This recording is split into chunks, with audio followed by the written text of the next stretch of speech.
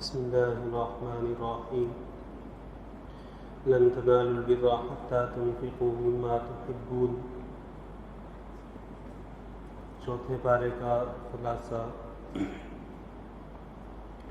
چوتھے پارے کی ابتدا ہے وہ مضمون جو تیسرے پارے میں بیان ہوا تھا، اللہ کے راستے میں خرچ کرنا۔ اس کے متعلق فرمایا کہ کامل نیکی کو بندہ اس وقت پہنچتا ہے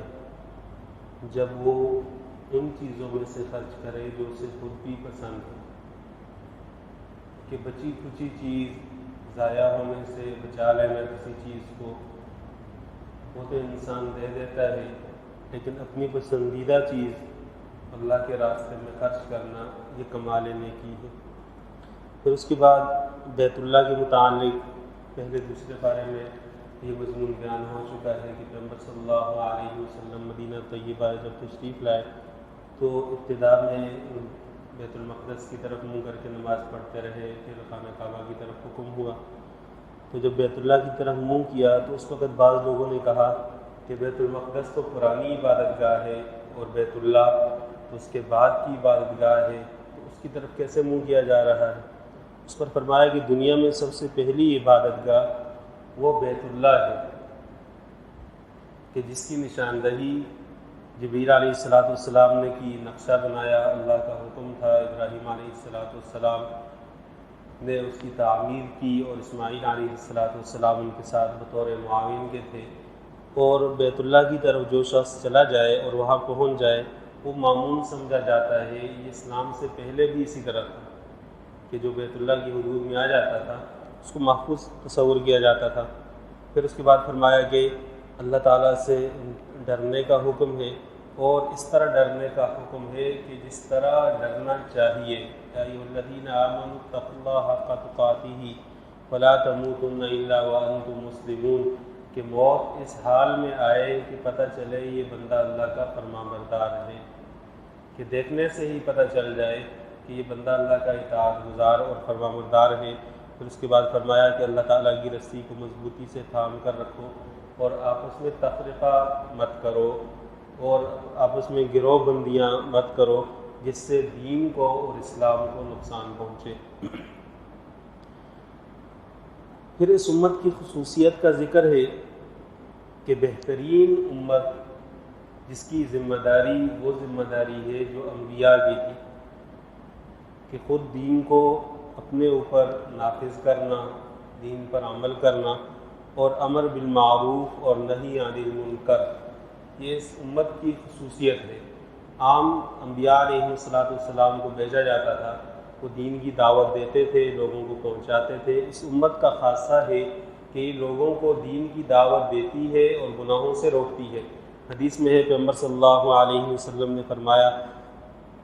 کہ تم نیکی کا حکم دیتے رہو اور گناہوں سے روکتے رہو، اگر ایسا نہیں کرو گے تو پھر اللہ کی طرف سے عذاب کی یہ شکل مسلط کی جائے گی کہ تم دعائیں مانگو گے اور دعائیں قبول نہیں ہوں گی۔ تو امر بالمعروف اور نہی عن المنکر اس امت کا خاصہ ہے جس کا ذکر فرمایا۔ پھر اس کے بعد کفار کے متعلق فرمایا کہ کفار کے ساتھ دلی تعلق اور دوستی مت لگاؤ۔ اس کی ایک بڑی وجہ یہ ہے کہ کفار دلوں میں تمہارے لیے نفرت رکھتے ہیں، دوسری وجہ یہ ہے کہ یہ لوگ تمہیں نقصان پہنچانا چاہتے ہیں، تیسری وجہ یہ ہے کہ یہ تمہارے فائدے کو دیکھ کر اپنے انگلیوں پر کاٹتے ہیں کہ ان کو مسلمانوں کو کیوں فائدہ پہنچ رہا ہے، چوتھی وجہ یہ ہے کہ یہ دل ہی دل میں تمہارے نقصان پر خوش ہوتے ہیں اور تمہاری اچھائی پر کڑتے رہتے ہیں، اس لیے ان سے قلبی تعلق مت پیدا کرو، جہاں موقع ملے گا یہ تمہیں نقصان پہنچائیں گے۔ پھر اس کے بعد سود کے متعلق فرمایا کہ سود اللہ کی طرف سے حرام کردہ حکم ہے، اس کو دگنا چگنا کر کے مت کھاؤ، اللہ تعالیٰ سے ڈرتے رہو، اللہ تعالیٰ تمہیں کامیابی دے دے گا۔ پھر اہل جنت کی اور اہل ایمان کی چند صفات قرآن نے بیان کی ہیں کہ یہ وہ لوگ ہیں الذین ينفقون فی السراء والضراء والکاظمین الغیظ والعافین عن الناس۔ پہلی صفت ان کی یہ ہے کہ اچھے اور سختی کے اور خوشحالی کے دنوں میں اللہ کے راستے میں خرچ کرتے ہیں۔ عام طور پر ہوتا یہ ہے کہ جب پریشانی آتی ہے تو پھر بندہ صدقہ خیرات شروع کر دیتا ہے کہ صدقہ دے دیتے ہیں، صدقہ دے دیتے ہیں، ہونا یہ چاہیے کہ جب خوشحالی کے دن ہوں تو خوشی سے صدقہ کرتا رہے، اللہ پریشانی آنے ہی نہیں دے گا۔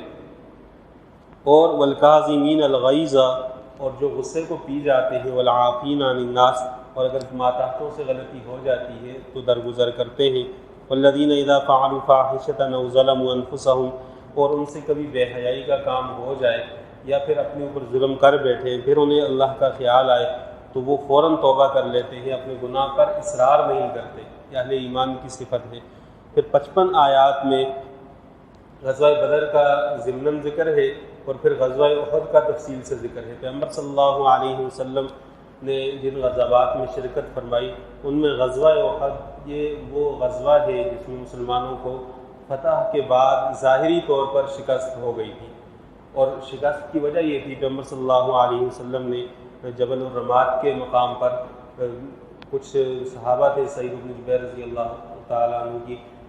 معیت میں ان کو جمع کیا اور ان سے فرمایا 50 کے قریب کہ آپ یہاں بیٹھ جائیں اور میدان کا جو بھی نقشہ ہو آپ لوگ نیچے نہ آئیں۔ پھر مسلمانوں کا جب شروع ہوا لڑائی کا سلسلہ تو اس میں کفار کو شکست ہوئی، وہ بھاگ گئے، ان کے بڑے بڑے سرکردہ جو سردار تھے وہ اس وقت 12 کے 12 مارے گئے، تو کفار بھاگ گئے۔ جب وہ بھاگنے لگے تو اوپر سے مسلمان بھی جبل الرمات سے نیچے اتر کر آ گئے۔ حضرت خالد بن ولید رضی اللہ تعالیٰ عنہ صلی اسلام نہیں لائے تھے، دوسری طرف سے انہوں نے دیکھا کہ یہ پہاڑی تو خالی ہے، تو وہاں سے گھوم کر انہوں نے حملہ کیا، مسلمان دونوں طرف سے پس گئے، جس کی وجہ سے 70 مسلمان صحابہ شہید ہوئے اور مسلمانوں کو اس سے بڑا نقصان پہنچا۔ پھر اللہ تعالیٰ نے ان کے دل میں رعب ڈالا اور وہ اسی حالت میں وہاں سے نکل گئے۔ جب وہاں سے نکلے تو بیر روحا ایک مقام ہے، ابھی مدینہ طیبہ جب ہم لوگ جاتے ہیں تو وہاں آپ میں سے بعض حضرات گئے ہوں گے، ایک جگہ ایک کنواں ہے، کھارا پانی ہے اس کا، بیر روحا جس کو کہا جاتا ہے۔ لوگ پانی بھرتے ہیں، وہاں ایک لال رومال والا کھڑا ہو کے لوگوں کو بتا رہا ہوتا ہے کہ اس میں کوئی شفا نہیں ہے، آپ ویسے ہی شفا کے لیے لے جا رہے ہیں، اس میں کوئی شفا نہیں ہے، اس کو چھوڑ دو۔ تو وہ مقام ہے جہاں حضرت ابو سفیان اس وقت جب پہنچے تو ان کے دل میں خیال آیا کہ مسلمان تو ویسے بھی پٹے ہوئے ہیں، تو مجھے اب لوٹ کر دوبارہ حملہ کرنا چاہیے تاکہ جو بچی کچی کسر ہے وہ پوری ہو جائے۔ جب اس نے لوٹنے کا ارادہ کیا تو اس وقت پیغمبر صلی اللہ علیہ وسلم کو وحی کے ذریعے بتایا گیا کہ مقام روحا سے اب ابو سفیان واپس آنے لگا ہے اپنے لشکر کے ساتھ۔ تو چونکہ ان کا لشکر بھی بڑا تھا، تعداد بھی زیادہ تھی، مسلمان تو 700 تعداد میں تھے، کوئی ان کے پاس اسلحہ نہیں، اور ان کے پاس 3000 اونٹ تھے، 3000 بندے تھے، 200 گھوڑے تھے، 700 بندے زرہ میں تھے۔ یہ اس زمانے میں بہت بڑا جنگی سامان تھا۔ تو جب وہ لوٹ کر آنے لگے پیغمبر صلی اللہ علیہ وسلم بعض صحابہ کو لے کر وہاں سے نکلے اور ان کے پیچھے چلنے لگے۔ جب ابو سفیان کو پتہ چلا کہ یہ تو پیچھے آ رہے ہیں تو وہ وہاں سے نکل گیا۔ قرآن نے ان صحابہ کی تعریف کی ہے کہ جو زخمی حالت میں تھے اور پیغمبر صلی اللہ علیہ وسلم نے ان کو فرمایا کہ چلو نکلو، تو وہ نکل کر لڑائی کے لیے چل پڑے۔ قرآن نے ان کی تعریف بیان کی ہے۔ پھر درمیان میں منافقین کی کیفیت بیان کی کہ انہوں نے مسلمانوں کو کہا کہ اگر نہ نکلتے تو نہ مارے جاتے، ویسے ہی باہر نکل گئے اور مارے گئے۔ فرمایا کہ یہ مارا جانا یہ موت نہیں ہے بلکہ اللہ کی طرف سے یہ ایسی حیات ہے جس کا عام لوگوں کو ادراک نہیں ہوتا۔ ان 55 آیات میں بہت تفصیل سے غزوہ احد کو قرآن نے بیان کیا ہے۔ اس میں پیغمبر صلی اللہ علیہ وسلم کے صحابہ کی ایک خصوصیت بیان ہوئی ہے کہ بعض صحابہ وہ تھے جو 50 صحابہ جبل الرمات پر بیٹھے تھے، وہ وہاں سے اترے، بظاہر پیغمبر صلی اللہ علیہ وسلم کی نافرمانی ہے، تو ان پر قیامت تک کے لیے اللہ نے یہ الزام ختم کروا دیا کہ کوئی اٹھ کر یہ نہ کہے کہ صحابہ اللہ کے نافرمان تھے۔ اللہ نے پیغمبر صلی اللہ علیہ وسلم سے سفارش کی ہے، فاعف عنہم، ان کو معاف کر دو۔ اللہ کی سفارش صحابہ کے لیے پیغمبر کے سامنے، واستغفر لہم، اور آپ استغفار کریں کہ یا اللہ ان صحابہ کو معاف کر دے، آپ بھی استغفار کریں۔ وشاورہم فی الامر، کہ آئندہ اگر کوئی کام ہو تو ان کو مشورے میں شریک رکھے تاکہ ان کو پتہ چلے کہ صحابہ بھی مطمئن رہیں کہ ان پیغمبر صلی اللہ علیہ وسلم کے دل میں کسی کے لیے کوئی کدورت نہیں ہے، دل بالکل صاف ہے، اور قیامت تک آنے والے لوگ ان کو یہ بات معلوم ہو کہ صحابہ سے غلطیاں تو ہوئی ہیں لیکن اللہ نے ان کے نامہ اعمال میں چھوڑی نہیں ہے، معاف کر دی ہے۔ جب اللہ نے معاف کر دی ہے تو اس کے بعد کسی کو حق نہیں پہنچتا کہ کسی صحابی کے بارے میں کہے اس نے یہ غلطی کی، اس نے یہ گناہ کیا، اس کی وجہ سے یہ فاسق اور فاجر ہے، کسی شخص کو کوئی اختیار نہیں۔ اس کے بعد سورہ آل عمران کے آخر میں ایک اصول بیان فرمایا ہے کہ ایمان والے لوگ وہ صبر اور آپس میں جڑے رہے اور رابطے میں رہیں اور تقوی اختیار کر کے رہے تو اللہ تعالیٰ کی طرف سے کامیابی ان کو ملے گی۔ پھر سورہ نساء ہے جس کو سورہ نساء کبریٰ کہا جاتا ہے، آگے سورہ طلاق آئے گی اس کو سورہ نساء صغریٰ کہا جاتا ہے۔ سورہ نساء میں عورتوں کے متعلق احکامات بیان ہوئے ہیں۔ ابتدا میں یتیموں کے متعلق فرمایا کہ یتیموں کا مال مت کھاؤ، اور عورتوں کے متعلق فرمایا کہ وہ عورتیں جو نکاح کے قابل ہوں تو ان سے نکاح کر لو۔ کوئی اگر 2 عورتوں سے نکاح کرنا چاہتا ہے، 3 سے 4 سے، یہ شریعت کا ایک حکم ہے اور اس شخص کے لیے ہے کہ جو عدل اور انصاف سے کام کر سکے۔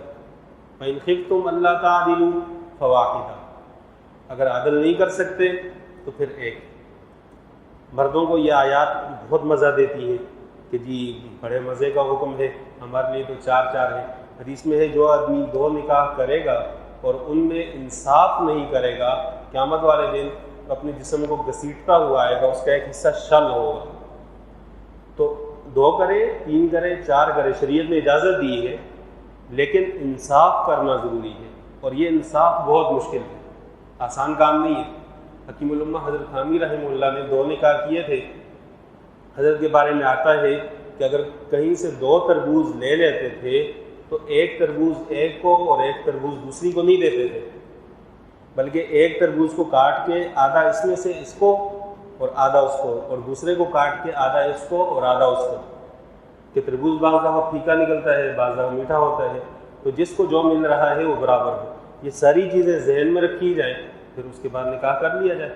بیوہ سے کرتا ہے، مطلقہ سے کرتا ہے، جو بھی اس کے لیے سہولت ہے، شریعت نے اجازت دی ہے، لیکن اس کے ساتھ جو احکامات ہیں ان کا لحاظ رکھا جائے۔ یتیموں کے متعلق فرمایا کہ یتیموں کا مال جلدی جلدی ہڑپ مت کرو کہ بڑے ہوں گے تو مال لے کر کھا جائیں گے۔ پھر ایک بنیادی اصول وراثت کا سورہ نساء میں بیان فرمایا ہے۔ زمانہ جاہلیت میں تو صاف ایک اعلان تھا کہ جو گھوڑے پر سوار نہ ہو ہم اس کو حصہ نہیں دیتے، عورتوں کو حصہ نہیں ملتا تھا۔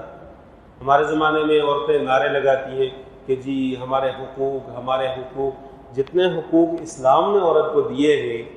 آج بھی یورپ میں عورت کو وہ حقوق میسر نہیں ہیں۔ عورت سے خدمت کروائی جا رہی ہے، جی صاحب کے لیے کافی آ رہی ہے، صاحب کی یہ، صاحب کی یہ، فلاں فلاں۔ اب چھوٹی سی مثال دیکھیں، یہ جو ایئر ہوسٹس ہوتی ہے، جہازوں میں ہم آتے جاتے ہیں، سفر کرتے ہیں، یہ کتنی خوش اخلاقی سے پیش آتی ہے۔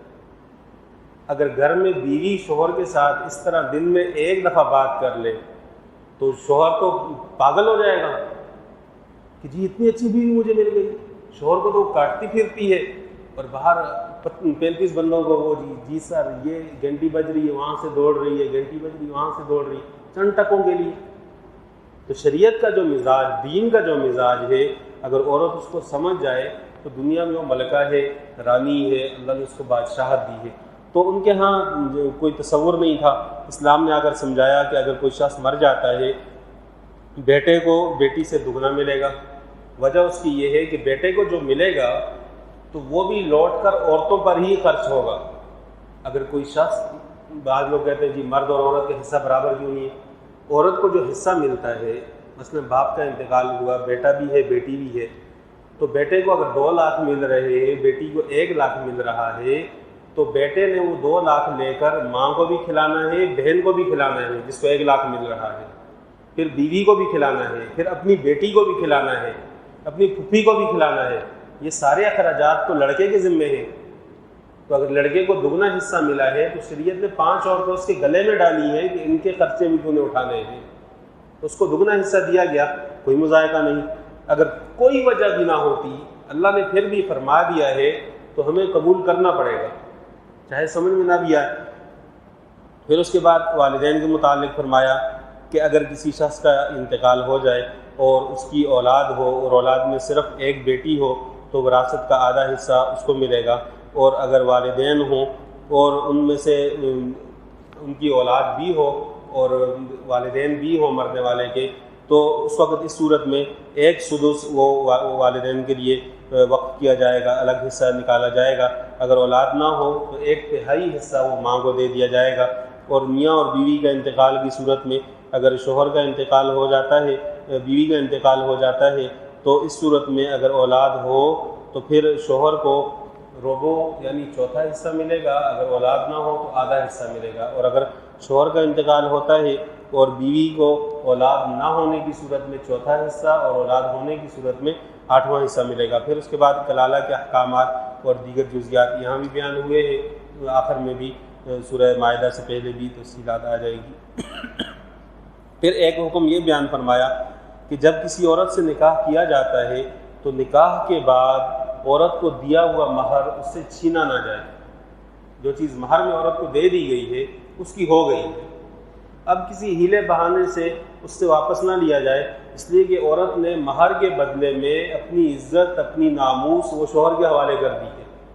اس سے بڑی تو کوئی چیز ہے ہی نہیں عورت کے پاس۔ تو اگر کسی نے، قرآن نے لفظ استعمال کیا ہے قنطاراً، کہ بہت بڑا خزانہ، کہ سونے کے ڈھیر اس نے عورت کو دے دیے ہیں، پھر بعد میں ناچاقی ہو گئی تو عورت سے ان کو چھیننے کی کوشش نہ کرے، جو دے دیا ہے وہ دے دیا ہے۔ اس لیے کہ عورت نے اپنی زندگی کی سب سے قیمتی چیز وہ شوہر کے حوالے کی ہے، اگر اس نے چند ٹکے دے دیے کوئی حرج نہیں ہے۔ پھر اس کے بعد محرمات کا ذکر ہے جن کا تعلق ہمیشہ کے، جن سے نکاح کرنا ہمیشہ کے لیے حرام ہے، ماں سے، بیٹی سے، بہنوں سے، پھوپھیوں سے، خالہ سے، بھتیجی سے، بانجی سے، اور ان عورتوں سے جنہوں نے دودھ پلایا ہو کسی کو، اور ان عورتوں کی بیٹیوں سے جنہوں نے دودھ پلایا ہو۔ مثلا ایک عورت نے کسی کو دودھ پلایا ہے تو اس لڑکے کا نکاح اس عورت کی کسی بھی لڑکی سے نہیں ہو سکتا، جیسے نسب کی وجہ سے نہیں ہو سکتا۔ اسی طرح ساس کے ساتھ ہمیشہ کے لیے نکاح حرام ہے۔ اور ربیبہ وہ عورتیں کہ کسی عورت سے نکاح کیا اور اس کا پہلے سے اس عورت کی گود میں کوئی بچی تھی اور پھر اس عورت کے ساتھ مباشرت بھی کر لی، تو اس بچی کے ساتھ جو کسی اور شوہر سے ہے یہ شخص نکاح نہیں کر سکتا، یہ بھی ہمیشہ کے لیے حرام ہے۔ اسی طرح بہو کے ساتھ سسر کا نکاح ہمیشہ کے لیے حرام ہے، اور 2 بہنوں کو ایک ساتھ نکاح میں جمع کرنا یہ حرام ہے۔ یہ حرمت معبدہ ہے اور قطعی ہے۔ اگر کوئی شخص ان رشتوں کو حلال سمجھے گا تو پھر اسے قتل کیا جائے گا۔ پیغمبر صلی اللہ علیہ وسلم کے دور میں ایک شخص نے اپنی خالہ کے ساتھ نکاح کیا تو پیغمبر صلی اللہ علیہ وسلم نے صحابی کو بھیجا کہ اس کا سر کاٹ کر لاؤ۔ اس نے حرام، قطعی حرام رشتے کو حلال کر کے معاشرے میں گند پھیلانے کی کوشش کی ہے۔ اللہ تعالیٰ سے دعا ہے قرآن تعلیمات پر عمل کرنے کی توفیق عطا فرمائے۔